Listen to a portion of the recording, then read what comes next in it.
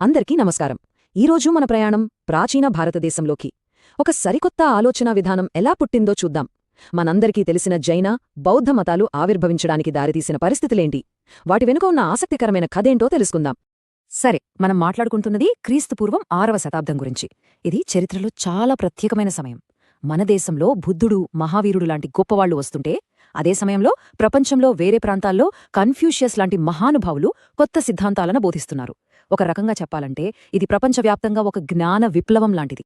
అయితే ఇంత గొప్ప ఆలోచనలు పుడుతున్నా భారత సమాజంలో మాత్రం ఏదో ఒక లోతైన అశాంతి నెలకొనుంది. ఎందుకలా? అసలు సమస్యేంటి? ఈ ప్రశ్నే మన ఈ రోజు విశ్లేషణకు మూలం. సరే, అసలు ఈ అశాంతికి కారణమేంటి? మూలాలు ఎక్కడున్నాయి? ఒక్కసారి ఆ పరిస్థితిని ఊహించుకుందాం.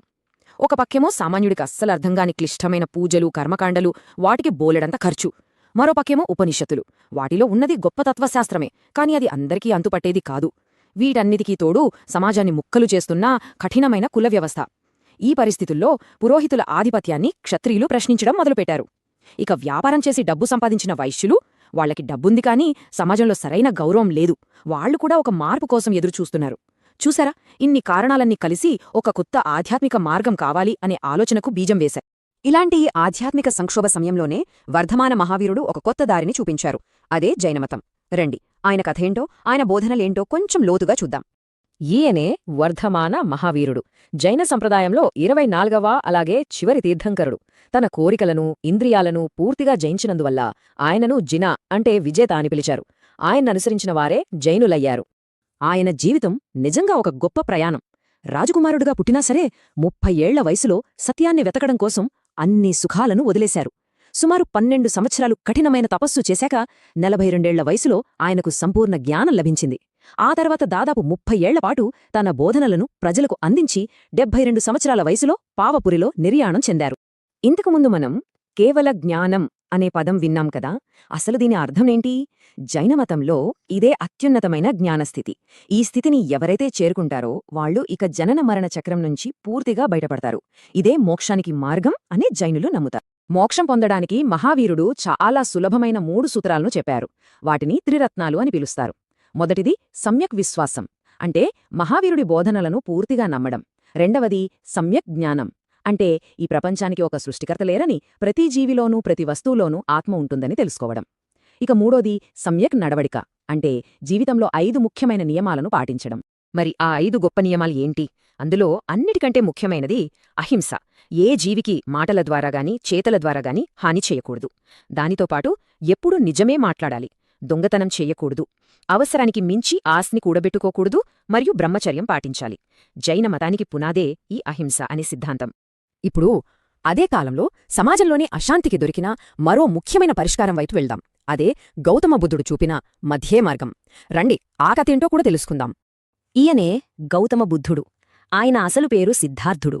జ్ఞానాన్ని పొందిన తర్వాత ఆయన బుద్ధుడయ్యారు. బుద్ధుడు అంటే జ్ఞానోదయం పొందినవాడు అని అర్థం. మహావీరుడిలాగే సిద్ధార్థుడు కూడా ఒక రాజకుమారుడే, కాని ఒక వృద్ధుడిని, ఒక రోగిని, ఒక శవాన్ని, ఆ తర్వాత ఒక సన్యాసిని. ఈ 4 దృశ్యాలను చూడటం ఆయన జీవితాన్నే మార్చేసింది.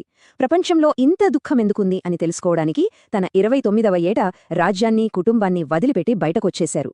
దాదాపు 7 ఏళ్లపాటు సత్యాన్ని వెతికి చివరికి గయాలోని ఒక బోధీవృక్షం కింద జ్ఞానోదయం పొందారు. ఆ స్థితే నిర్వాణం. ఇంతకీ నిర్వాణమంటే ఏంటి? బౌద్ధమతం ప్రకారం మానవ జీవితానికి అంతిమ లక్ష్యం ఇదే. అన్ని రకాల కోరికలు, బాధలు, దుఃఖం, ఇంకా ఈ జనన మరణ చక్రం, వీటన్నిటి నుంచి పూర్తిగా విముక్తి పొందిన ఒక శాంతమైన స్థితి. జ్ఞానోదయమయ్యాక బుద్ధుడు తన మొదటి ప్రసంగంలో 4 గొప్ప సత్యాలను చెప్పారు. వాటినే ఆర్య సత్యాలు అంటారు. 1. ఈ లోకంలో దుఃఖం అనేది ఉంది. 2. ఆ దుఃఖానికి కారణం మన కోరికలే. 3. ఆ కోరికలను వదిలించుకుంటే దుఃఖం నుంచి బయటపడచ్చు. మరి 4వది, అలా బయటపడటానికి ఒక దారి ఉంది. అదే అష్టాంగ మార్గం. ఈ అష్టాంగ మార్గమనేది నిర్వాణాన్ని చేరుకోవడానికి బుద్ధుడు చూపించిన ఒక ప్రాక్టికల్ గైడ్ లాంటిది. ఇందులో సరైన పార్వ, సరైన సంకల్పం, సరైన మాట, సరైన పని, సరైన జీవన విధానం, సరైన ప్రయత్నం, సరైన ఆలోచన, సరైన ధ్యానం, ఇలా మొత్తం 8 అంశాలుంటాయి. ఇది ఒక సంపూర్ణమైన, సమతుల్యమైన జీవితాన్ని గడపడానికి మార్గనిర్దేశం చేస్తుంది. ఈ 2 మతాల మధ్య కొన్ని ముఖ్యమైన తేడాలున్నాయి. అవి చాలా ఆసక్తికరంగా ఉంటాయి. ఉదాహరణకి, దేవుడి గురించి జైనమతం సృష్టికర్త లేడు అని స్పష్టంగా చెప్తుంది. కాని బౌద్ధమతం ఈ విషయంలో మౌనంగా ఉంటుంది. ఉనికిని అంగీకరించదు, అలా అని తిరస్కరించదు. ఇక ఆత్మ విషయానికొస్తే జైనులు ప్రతి దానిలో ఆత్మ ఉంటుందని చెప్తే, బౌద్ధులు అనాత్మవాదాన్ని అంటే శాశ్వతమైన ఆత్మలాంటిది ఏదీ లేదు అని చెప్తారు. సాధనలో కూడా తేడా ఉంది.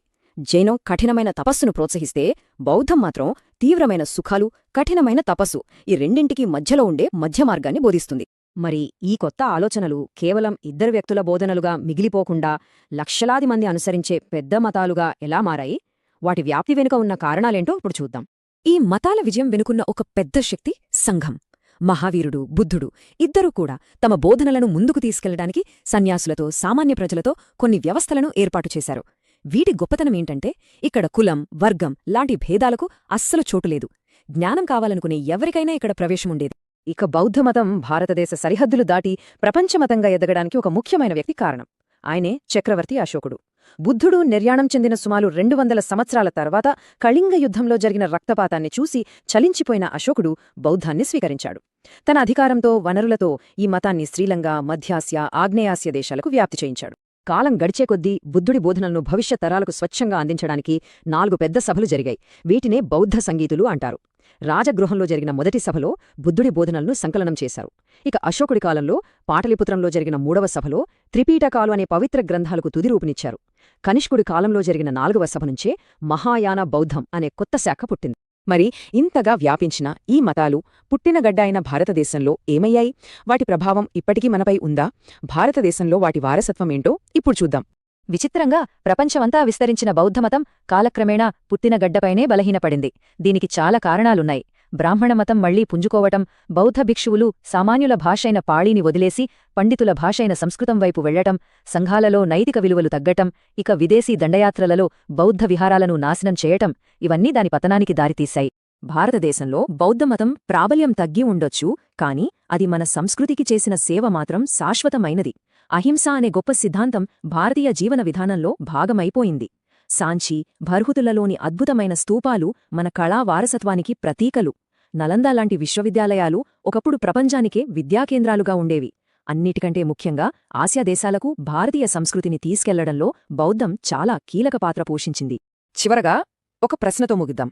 ఒక సంస్థ అది పుట్టిన చోట బలహీనపడినా, అది నాటిన అహింస లాంటి ఒక శక్తివంతమైన ఆలోచన కాలాలను, దేశాలను దాటి ఎలా బ్రతికి ఉంటుంది? అంటే వ్యవస్థల కన్నా ఆలోచనలే శక్తివంతమైనవా? దీని గురించి కాస్త ఆలోచించండి.